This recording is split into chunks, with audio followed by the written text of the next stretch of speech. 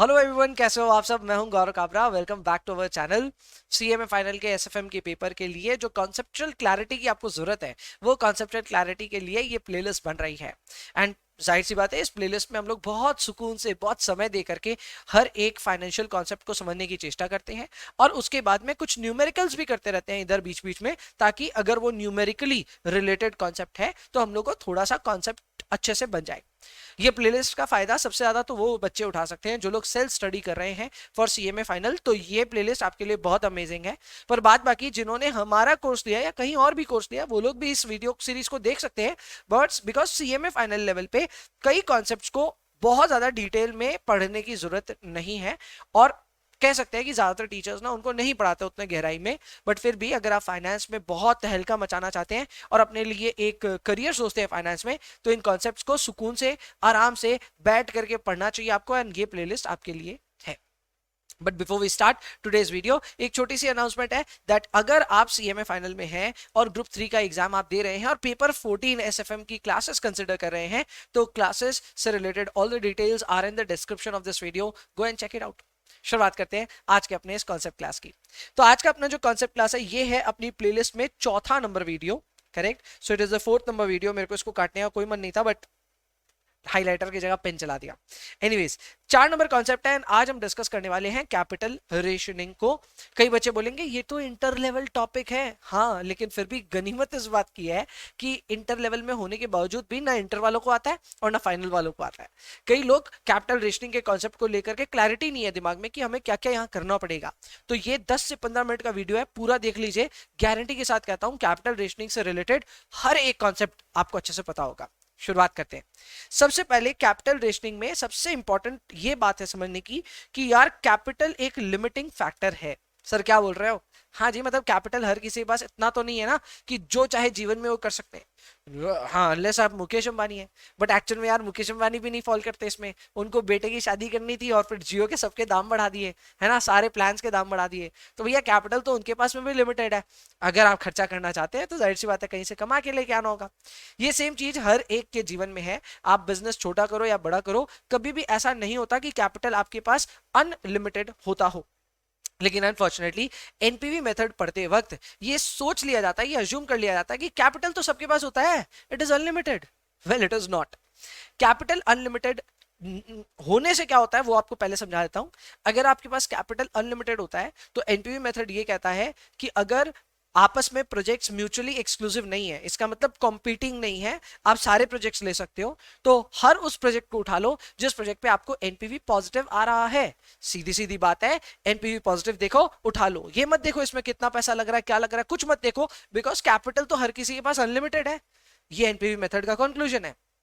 But realistic बात यह है कि एनपीवी मेथड जरूर बहुत अच्छा मेथड है, पर ये बहुत अनरियलिस्टिक अजम्पशन है कि भैया कैपिटल अनलिमिटेड होगा। In most cases, in 100% of the cases, आपका कैपिटल अनलिमिटेड नहीं होता है, कैपिटल होता है limited. And that is why capital acts as a limiting factor in your decision making. ऐसे में एनपीवी मेथड जो आपको कहता है कि जो जो प्रोजेक्ट दिख रहा है पॉजिटिव एनपीवी के साथ उठा लो, वो जरूरी नहीं है उठाना हो। आपको कभी कभी एक चॉइस लेनी पड़ती है, एक चॉइस करनी पड़ती है कि यार इनमें से कौन सा प्रोजेक्ट अच्छा लग रहा है, कौन सा अच्छा नहीं लग रहा है, and accordingly you will have to take a decision. And इसी डिसीजन मेकिंग के लिए जिस पूरे एक नए कॉन्सेप्ट को आपको सीखना पड़ रहा है वो है कैपिटल रेशनिंग। इसका इंट्रोडक्शन मैंने यहां दिया है कि एक जनरल कंक्लूजन है एनपीवी मेथड का कि सारे प्रोजेक्ट जो पॉजिटिव एनपीवी के साथ में आते हैं, करेक्ट, और जो म्यूचुअली एक्सक्लूसिव नहीं है, यानी कि आपस में कोई कंपटीशन नहीं है, उन सबको आप उठा सकते हैं, provided capital is unlimited. Real life में कैपिटल अनलिमिटेड नहीं होता। यहाँ लिखा है capital is always a limiting factor and hence we will have to go beyond NPV and we will have to study a special case which is known as capital rationing. तो हमें capital rationing के बारे में क्यों सीखना है, अब आपको थोड़ा और बेहतर तरीके से समझ में आया। फिर से रिलेट कर देता हूं एक आखिरी बार कि एनपीवी मेथड ये कहता है कि पैसा सबके पास में है, तो जितने प्रोजेक्ट है सबको उठा लो। दो कंडीशन है, नंबर 1 प्रोजेक्ट की एनपीवी होनी चाहिए पॉजिटिव, नंबर 2 म्यूचुअली एक्सक्लूसिव नहीं होने चाहिए। पर एनपीवी मेथड का ये अजम्पशन कि कैपिटल अनलिमिटेड होता है, ये अनरियलिस्टिक है। रियल लाइफ में कैपिटल होता है लिमिटेड, एक लिमिटिंग फैक्टर होता है, इसीलिए आपको कैपिटल रेशनिंग जैसा टॉपिक पढ़ना पड़ेगा। भैया ये तो बहुत सिंपल है। ठीक है, आगे एनपीवी वर्सेस पीआई की अब बात कर लेते हैं, क्योंकि अब पीआई ना वापस आपकी जिंदगी में आएगा। हमने इसके पहले ना एक कॉन्सेप्ट वीडियो में ये बात डिस्कस करी है कि एनपीवी और पीआई में क्या डिफरेंस है। एक बार फिर से उसके ऊपर हल्का सा रिफ्लेक्शन, ठीक है। एनपीवी मेथड ना एक एब्सोल्यूट प्रॉफिटेबिलिटी इंडिकेटर होता है या फिर मेजर होता है, जो कि आपको एग्जैक्टली ये बताता है कि कितने रुपए या कितने डॉलर से शेयर होल्डर्स वेल्थ बढ़ेगी। तो एनपीवी का काम यही है कि सीधा सीधा आके बोलता है कि मालिक इतने रुपए से आपकी वेल्थ बढ़ रही है, ये लो आपके हाथ में। पर वहीं पे अगर हम पीआई मेथड की बात करें तो पीआई मेथड एक एब्सोल्यूट प्रॉफिटेबिलिटी मेजर नहीं है, वो एक रिलेटिव प्रॉफिटेबिलिटी मेजर है। रिलेटिव प्रॉफिटेबिलिटी मेजर का मतलब ये होता है कि वो ये तो देखता ही है कि कितने से एनपीवी बढ़ी है, पर वो ये भी चेक करता है कि इस एनपीवी को जनरेट करने के लिए हमें कितने रुपए इन्वेस्ट करने पड़े। ये थोड़ा अलग बात हो गया, हम प्रॉफिटेबिलिटी देख रहे हैं लेकिन in relation to the capital invested, and that is why इसको हम कहते हैं रिलेटिव प्रॉफिटेबिलिटी मेजर। तो पीआई और एनपीवी में जो सबसे बड़ा फर्क है वो ये है, एंड इसी चीज को मैंने यहाँ वापस लिखा है। यहाँ लिखा है मैंने कि पीआई मेथड जो है ना वो एक रिलेटिव प्रॉफिटेबिलिटी मेजर है, एंड इसीलिए ये कैपिटल रेशनिंग जैसे सिचुएशन में एनपीवी मेथड से बेटर है। मतलब एनपीवी की तो हम लोग बात कर ही ली भाई, बहुत ज्यादा उसकी खिल्ली उड़ा दी कि एनपीवी का अजम्पशन सही नहीं है और एनपीवी मेथड हमारे लिए सही नहीं है, वो एब्सोल्यूट प्रॉफिटेबिलिटी मेजर भी है, हमें वो सब नहीं चाहिए, हमें चाहिए रिलेटिव मेजर। एंड इसी के लिए एनपीवी को कैपिटल रेशनिंग के प्रॉब्लम्स में यूज नहीं करते, rather we use PI method. और पीआई मेथड से क्या करते हैं, we use it to rank all the acceptable projects. हम अपने प्रोजेक्ट को रैंक करते हैं।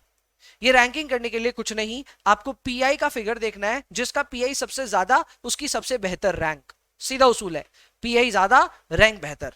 और जिस भी प्रोजेक्ट का पीआई 1 से कम हो उस प्रोजेक्ट को तो एनीवेज करना ही नहीं है, तो उसको आप रैंक अलॉट नहीं करोगे।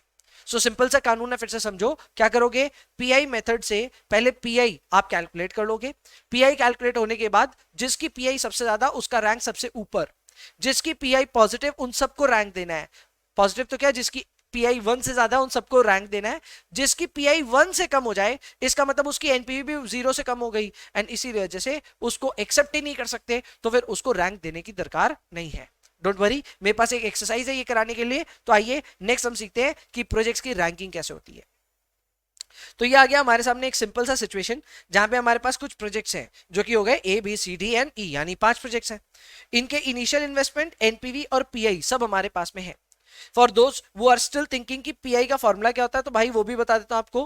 पीआई का फॉर्मूला होता है 1 plus NPV by initial investment, correct. तो ये रहा इनिशियल इन्वेस्टमेंट, ये रहा NPV. So NPV divided by initial investment करके 1 ऐड करना है। तो यहाँ पे पीआई मैंने ऑलरेडी आपके लिए कर रखा है, तो पीआई आप देख सकते हैं अलग अलग वैल्यू आ गई है। इसमें से जो हमारा सी नंबर प्रोजेक्ट है, ये सी नंबर प्रोजेक्ट में हमारे पीआई की वैल्यू है लेस देन 1, तो उसकी कोई भी रैंकिंग अलॉट नहीं होगी। As you can see it, there won't be any rank given to this project because ये प्रोजेक्ट एक्सेप्टेबल ही नहीं है। पीआई मेथड का ये नियम होता है कि अगर किसी प्रोजेक्ट में आपका पीआई लेस देन 1 है उसे आप एक्सेप्ट ही नहीं कर सकते। सो क्लियरली प्रोजेक्ट सी को मारो गोली, ए बी डी और ई की बात करो, और उसमें अगर हम रैंकिंग करें तो सबसे ज्यादा पीआई प्रोजेक्ट ए का ही है, तो we will give it rank number 1। फिर है प्रोजेक्ट डी का जो कि है रैंक नंबर 2, उसका 1.3 का पीआई है। फिर 1.2 का पीआई के साथ में बी का रैंक आता है 3rd, और चौथा है प्रोजेक्ट ई जिसका रैंक है 4। सो रैंकिंग कैसे होती है मेरे ख्याल से आप अच्छे से समझ गए होंगे। बहुत ही सिंपल है, पीआई के हिसाब से आपको रैंकिंग करनी है। रैंकिंग करते वक्त ये ध्यान देना, higher PI will get better rank, and number 2 आपको ये भी ध्यान देना है कि अगर आपका पीआई लेस देन 1 है तो रैंक अलॉट करने की जरूरत नहीं है। समझ में आया यहां तक कॉन्सेप्ट? ठीक है, आगे बढ़ते हैं कि अब प्रोजेक्ट तो रैंक हो गए। अब अगर केस आता है जहां पे हमारे पास डिविजिबल प्रोजेक्ट्स हैं, तो फिर हमें किस तरह कैपिटल रेशनिंग के डिसीजन लेने हैं। तो देखो डिविजिबल प्रोजेक्ट क्या होता है, पहले ये समझो। डिविजिबल प्रोजेक्ट वो प्रोजेक्ट होता है जहां पे आप प्रोजेक्ट को तोड़ करके भी कर सकते हो। यानी जरूरी नहीं है कि एक प्रोजेक्ट है जिसमें 1 लाख रुपए लगाने हैं, आपके पास तो 50,000 रुपए ही है, तो जरूरी नहीं है पूरा प्रोजेक्ट करना है। आप उस प्रोजेक्ट का सिर्फ 50% पोर्शन भी कर सकते हो। उससे क्या होगा, आपको एनपीवी का भी 50% मिल जाएगा। सो अगर मान लो एक प्रोजेक्ट है 1 लाख रुपए का, जिसपे एनपीवी आने वाली है 40,000 रुपए की, आपके पास सिर्फ 50,000 रुपए है, तो आप उस प्रोजेक्ट का 50% कर लो, तो आपको एनपीवी 40,000 की जो है उसका भी 50% मिलेगा, यानी you will get NPV of 20,000 against an investment of 50,000 rupees. Practically speaking possible नहीं होता इस तरह का काम कर पाना, लेकिन फिर भी हम थ्योरेटिकली ये मान लेते हैं कि प्रोजेक्ट्स डिविजिबल नेचर के हो सकते हैं। तो जब भी सवाल में डिविजिबल प्रोजेक्ट्स आए तो उसे कैसे सॉल्व किया जाए, आइए डिस्कस करते हैं। लिखा है मैंने कि in case of divisible projects you have to follow ranks, और कुछ नहीं करना, आपको सिर्फ रैंक फॉलो करना है, और रैंक जो बताए नंबर 1 रैंक है उसको पहले करना है, फिर नंबर 2 रैंक, फिर number 3, number 4 and so on. जब तक आपके पास पैसे बचते हैं तब तक रैंक्स अपने फुलफिल करते जाइए, प्रोजेक्ट करते जाइए। पैसे कम हो जाएं और किसी नेक्स्ट प्रोजेक्ट में डालने को पूरे पैसे नहीं हो तो उसको पार्शियली भी कर सकते हैं। अब इसी का एग्जांपल आपके लिए लेकर के आया। आप देख सकते हैं यहाँ पे भी 5 प्रोजेक्ट्स हैं, सेम वही इनिशियल इन्वेस्टमेंट भी दिया हुआ है, एनपीवी भी दिया हुआ और पीआई भी दिया, और मैंने तो रैंकिंग भी कर दिया। इस पूरे एग्जाम्पल का खास बात यह है कि इनमें एक भी ऐसा प्रोजेक्ट नहीं है जिसकी पीआई लेस देन 1 है। इसका मतलब सबके सबको हमको रैंक अलॉट करना पड़ेगा। रैंक अलॉटमेंट करते वक्त हमने देखा कि 1.2 की पीआई के साथ में दरअसल 2 प्रोजेक्ट्स हैं। सो प्रोजेक्ट नंबर बी और डी दोनों को मैंने रैंक 2 अलॉट किया है, और उसके बाद वाले प्रोजेक्ट को रैंक 3 और लास्ट प्रोजेक्ट को रैंक 4। यानी 5 प्रोजेक्ट होने के बावजूद भी रैंक 4 इशू है। पता है क्यों? क्योंकि एक रैंक पे टाई हो गया है। क्लियर है बात, समझ में आती है यहाँ पे? तो ये बहुत ही सिंपल सा एग्जांपल है जहां पे हम लोग के पास में पीआई है, पीआई के बाद में हमने रैंकिंग कर रखी है। अब डिविजिबल प्रोजेक्ट्स होने पे आपको सिर्फ रैंक फॉलो करना है। यानी अगर हिसाब से चलें तो हमें सबसे पहले करना चाहिए प्रोजेक्ट ए को, फिर करना चाहिए प्रोजेक्ट बी को, फिर करना चाहिए प्रोजेक्ट डी को। और अगर इसके बावजूद पैसा बच जाए तो आप प्रोजेक्ट सी की तरफ जा सकते हैं, और इसके बावजूद भी पैसा बच जाए तब आप प्रोजेक्ट ई की तरफ जा सकते हैं। तो हमें प्रोग्रेशन अच्छे से पता है कि हमको कैसे फॉलो करना है। आइए 10 लाख रुपए को बांटते हैं। तो 10 लाख रुपए को जब बांटने जाएंगे तो हम सबसे पहले करेंगे प्रोजेक्ट ए, इसका रैंक 1 था, इसका 3 लाख रुपया पूरा लगेगा, हम इस पे 100% इन्वेस्टमेंट करेंगे और इसमें 66,000 का जो एनपीवी आ रहा है वी विल एंजॉय दिस। फिर हम करेंगे प्रोजेक्ट बी को। प्रोजेक्ट बी में 3.5 लाख रुपए की लागत है हमारे पास, क्योंकि पैसे हैं इतने, हमारे पास 10 लाख रुपया था, हम 3 लाख रुपए लगा चुके हैं, तो अभी भी 7 लाख रुपए हैं। 7 लाख में 3.5 लाख तो हम हंसते खेलते लगा देंगे, तो हमने लगा दिए 3.5 लाख रुपए। ये भी प्रोजेक्ट हम पूरा कर रहे हैं, तो इस पे भी जो हमारी एनपीवी आने वाली है हम पूरा एंजॉय करेंगे। फिर आता है प्रोजेक्ट डी। प्रोजेक्ट डी तक हम टोटल खर्चा कर चुके हैं 6.5 लाख रुपए का, यानी 6.5 लाख का। 10 लाख में 6.5 is spent, so we are left with 3.5 lakh. Project D की खास बात है कि इसमें सिर्फ 2 लाख रुपए खर्च होने हैं, क्योंकि हमारे पास 2 लाख रुपए हैं और जाहिर सी बात हम इसको पूरा कर सकते हैं। Then we will do it 100% as well, और इस पे भी जो एनपीवी है वो पूरी एंजॉय करेंगे। बट जैसे ही हम प्रोजेक्ट नंबर सी में आते हैं तो ये प्रोजेक्ट ओरिजिनली 4.5 लाख रुपए का है, पर हमारे पास 4.5 लाख रुपए बचे नहीं है। हमने टोटल खर्चा कर दिया 8.5 लाख का, we are only left with 1.5 lakh rupees. तो ऐसे में 4.5 लाख का जो इनिशियल कॉस्ट है उसके जगह 1.5 लाख रुपए का आप इन्वेस्टमेंट कर रहे हो, so you are able to take up only 1/3 of the project, so 33.33% is the total investment that you have done. Accordingly जो इसका एनपीवी भी है वो भी आपको 1/3 ही लेना है। सो 81,000 दिया हुआ था, 81,000 का 1/3 होता है 27,000 rupees, and that is the NPV that you will derive from project number C. जहां तक बात है प्रोजेक्ट ई की, तो इसकी रैंक 4 है, लेकिन इसमें डालने के लिए एक भी रुपया पैसा नहीं है, so we will not invest anything here. इस पूरे प्रोसेस में आप लास्ट में देखेंगे तो आपको सबसे बढ़िया रिटर्न यहीं पे देखने को मिलता है, क्योंकि डिविजिबल में सबसे ज्यादा एफिशिएंट डिसीजन लिए जाते हैं। तो डिवीजन में हमारा जो प्रॉफिट आ रहा है वो आ रहा है 2,03,000 का NPV, which is a very very great answer. पर मैं आपको बता दूं ये तो डिविजिबल नेचर का था, जहां पे हम रैंक्स को फॉलो करते हैं, और कोई अगर प्रोजेक्ट को करने और पैसे बीच में खत्म हो जाए तो उस प्रोजेक्ट को वहीं पे फिनिश कर देते हैं, एनपीवी का प्रोपोर्शनेट शेयर एंजॉय करते हैं। ये सब किताबी बातें हैं, रियल लाइफ में ऐसा नहीं होगा, लेकिन अगर होगा तो हाँ जी इतना प्रॉफिट आपको जनरेट हो जाएगा। इस प्रॉफिट से क्या ऊपर प्रॉफिट करना पॉसिबल है? नहीं पॉसिबल है। डिविजिबल प्रोजेक्ट में जो भी आपका रिजल्ट आया उससे बेहतर रिजल्ट ला पाना गलत है। सवाल ही आपने गलत बनाया तो अलग बात है, बट अगर आपने सवाल ठीक बनाया है तो इस अमाउंट से ज्यादा एनपीवी जनरेट करना असंभव है। ठीक है, नेक्स्ट अपने आते हैं फाइनल कैटेगरी पे, जो कि होता है indivisible projects. Now this is different. हमने बात करी क्लास में सबसे पहले कैपिटल रेशनिंग की, जिसमें मैंने आपको बताया कैपिटल की कमी हो तो आप एनपीवी रूल के बेसिस पे नहीं चल सकते, आपको पीआई मेथड फॉलो करना पड़ेगा। फिर मैंने कहा था पीआई में रिजल्ट निकालना हो तो 1 से ऊपर होना चाहिए पीआई, या 1 कम से कम होना चाहिए, एंड उसके अलावा जिसकी पीआई ज्यादा उसको बेटर रैंक देना पड़ेगा। फिर हमने डिविजिबल प्रोजेक्ट में ये फॉलो किया कि भाई जिसकी जितनी ऊपर रैंक है उन सबको उठा करके करते रहो जब तक आपके पास पैसे हैं। अगर किसी प्रोजेक्ट में पूरे पैसे डालने को नहीं भी है तो भी उस प्रोजेक्ट को उठा के शुरू कर दो और उतना परसेंट कंप्लीट कर दो जहां तक आपके पास में पैसे हैं।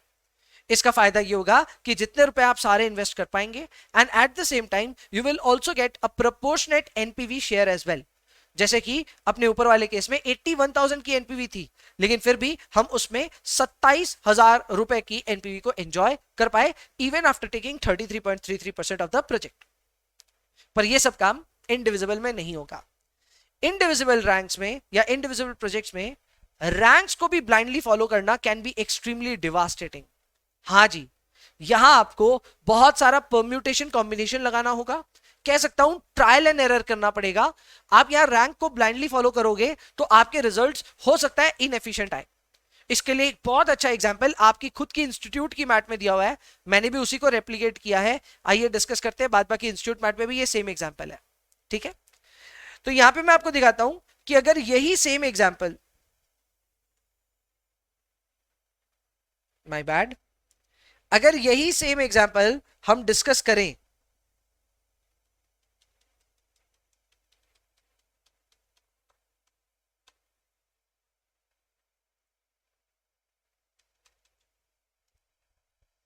यहां पर डिस्कस करें इसी सेम एग्जांपल को, तो आप देख सकते हैं हमारे पास रैंक्स तो हैं पर उन रैंक्स को ब्लाइंडली फॉलो करने से कोई बहुत बढ़िया रिजल्ट नहीं आएगा। जैसे कि मैं दिखाता हूं आपको, रैंक को अगर हम ब्लाइंडली फॉलो करें तो हमें करना चाहिए प्रोजेक्ट ए, बी और डी को। हम एबीडी को करेंगे तो सब मिलाकर के हमारा टोटल कैपिटल एंगेज होगा 8.5 लाख का। हमारा 1.5 लाख का अनयूटिलाइज्ड बैलेंस रह जाएगा। उल्टा हमारा जो एनपीवी भी आएगा वो भी कोई बहुत ज्यादा नहीं आएगा, it will be 66 plus 70 plus 40। फिर हमारे पास दूसरा ऑप्शन बचता है कि कोई बात नहीं, हम एक 2 को हटा करके 3 को ले लेते हैं। So basically will take up 1 2 3। 1 2 3 को आप ले सकते हैं, पर इसको करने के लिए आपको चाहिए 11 लाख रुपए, तो वो आपके पास नहीं है। फिर तो आपके माइंड में आएगा चलो 3 छोड़ो, will take up what, will take up E. हम ई को ले लेते हैं समहाउ। तो ई को लेने जाओगे तो और कोई कॉम्बिनेशन आप बैठाओगे। बेसिकली सीधी सी बात कहूं तो रैंक्स को ब्लाइंडली फॉलो करके आपको रिजल्ट्स नहीं मिलेंगे। यहां पे ranks can help, but rank ही सब कुछ है ये जरूरी नहीं है। तो भैया यहां जवाब कैसे आएगा, यहां जवाब आएगा बुद्धि खोल खोल के। तो यहां पे आप देख सकते हैं हमने कई कॉम्बिनेशंस बनाए हैं। जैसे एबीडी का कॉम्बिनेशन बनाया, तो एबीडी है रैंक 1 + 2 + 2। रैंक तीनों बढ़िया रैंक्स को लिया और हमने उनको जोड़ा, तो हमने पाया कि इन्वेस्टमेंट तो 8.5 लाख का ही हो रहा है और एनपीवी भी 1,76,000 ही आ रहा है। सो टेक्निकली स्पीकिंग बहुत ज्यादा अच्छा एनपीवी नहीं आ रहा है। फिर हमने बोला चलो कुछ और चेंज करते हैं। So we did A + D + C। इससे हमारा रैंक 1, रैंक 2 और रैंक 3 कैप्चर हो जा रहा है। ये भी करना ठीक है, लेकिन इसमें 9.5 लाख रुपए ही इन्वेस्ट हो रहे हैं और एनपीवी में सुधार आया है। जहां एनपीवी पहले था 1,76,000 का, वो हो गया 187। सो डेफिनेटली इंप्रूवमेंट है, it is a better alternative. पर क्या ये बेस्ट है? नहीं। सबसे बेस्ट आ रहा है बी, डी और सी, जो कि एक्सेप्शनली रैंक 2, 2 और 3 से बना है। भाई साहब आप सोच सकते हो रैंक 1 आपके आंसर में नहीं आया, इससे बढ़िया आपके लिए रियलाइजेशन हो ही नहीं सकता कि rank in case of indivisible project may not give you true picture. क्योंकि कई बार हम बायस्ड हो जाते हैं ना कि नहीं नहीं रैंक 1 तो आएगा ही आएगा, ऐसा जरूरी नहीं है। लास्ट वाले केस में रैंक 1 है ही नहीं, इट हैज रैंक 2 के दोनों प्रोजेक्ट्स एंड रैंक 3 वाला प्रोजेक्ट, और उन सबको मिला के 10 लाख रुपए की इन्वेस्टमेंट हुई एंड इंटरेस्टिंगली एनपीवी 1,91,000 की आ रही है। So you are able to generate a good amount of NPV and आप यहां पे इन्वेस्टमेंट भी पूरा कर पा रहे। तो समहाउ आई कैन से कि ये सबसे ज्यादा एफिशिएंट डिसीजन है even without considering ranks in a pure form. नहीं तो हम रैंक 1 के पीछे तो जाते ही जाते, पर आपको अपना बुद्धि खोल के यहां सोचना होगा कि जरूरी नहीं है रैंक 1 ही हर बार सेलेक्ट होगा, कभी कभी रैंक 1 को छोड़ करके दूसरे रैंक्स भी सेलेक्ट हो सकते हैं। यही था इसका एक बहुत इंटरेस्टिंग मैं कह सकता हूं फीचर, एंड यही कैपिटल रेशनिंग को थोड़ा सा दिमाग लगाने लायक बनाती है। मैं पता आपके दिमाग में क्वेश्चंस आएंगे कि सर और भी तो कॉम्बिनेशंस पॉसिबल हैं। यस पॉसिबल है, आप चाहें तो उनको बना बना के चेक कर सकते हैं। आई हैव चेक्ड ऑलरेडी, इससे बेटर रिजल्ट नहीं आएगा। So I have given you the efficient solution, पर आप चाहें तो इसमें थोड़ा और खेल सकते हैं। You can still make more combinations here as long as the total investment in these projects is less or equal to 10 lakh rupees. मैं फिर एक बार क्लैरिफाई कर देना चाहता हूं कि डिविजिबल और इनडिविजिबल जो प्रोजेक्ट्स हैं इनको कंपेयर मत करना, इनकी फंक्शनैलिटी बहुत डिफरेंट है. डिविजिबल प्रोजेक्ट में रैंक ही सब कुछ होता है, रैंक के हिसाब से ही जाते हैं और जिस प्रोजेक्ट में पैसे कम पड़ जाए उसको प्रोपोर्शनेट कर लेते हैं. इनडिविजिबल में ऐसा नहीं होगा.